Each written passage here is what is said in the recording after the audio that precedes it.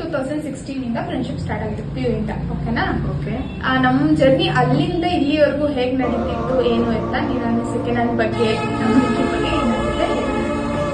Okay, 2016 ಅಲ್ಲಿ start ಮಾಡಿದ್ವಿ ನಮ್ಮ ಫ್ರೆಂಡ್ಶಿಪ್. ಅಫ್ಕೋರ್ಸ್ ಫಸ್ಟ್ ಇಯರ್ ಅಷ್ಟು ಕಾನ್ವರ್ಸೇಷನ್ ಇರಲಿಲ್ಲ, ಅಂಡ್ ದೆನ್ ಸೆಕೆಂಡ್ ಇಯರ್ ಇಂದ ನಾವು ಮುಂದೆ ಸ್ಟಾರ್ಟ್ ಆಗಿದ್ದು. I still remember.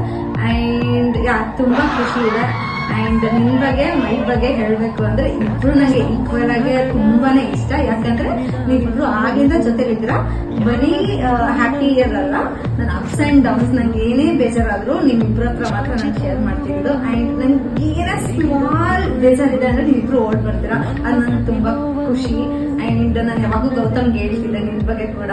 ಸೊ ಏನು ಈ 2 years ಪಾಸ್ ಆಗಿದ್ವಿ ಅದ್ರ ಬಗ್ಗೆ ಕೂಡ ಹೇಳ್ತಿದ್ದೆ ಅವ್ರಿಗೆ. ಶ್ವೇತಾ ಅಂತ ನನ್ನ ಫ್ರೆಂಡ್ ಇದ್ದು ಅಂತ. I am so happy about you. And ತುಂಬಾ ತುಂಬಾ ಖುಷಿ ಇದೆ ನೀವಿಬ್ರು ನನ್ನ ಫ್ರೆಂಡ್ ಆಗಿರೋದು. ಅಂಡ್ ನೀನು ಕೂಡ ಅಷ್ಟೇ ತುಂಬಾನೇ ಇಷ್ಟ.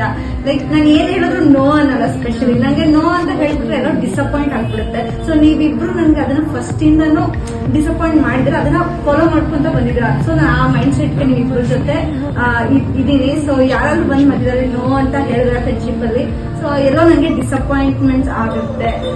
ಸೊ ನಿಮ್ಮಿಬ್ಬರ ವಿಷಯದಲ್ಲಿ ಯಾವತ್ತೂ ಡಿಸಪಾಯಿಂಟ್ಮೆಂಟ್ಸ್ ಆಗಿಲ್ಲ. ತುಂಬಾ ಖುಷಿ ಇದೆ. Thank you.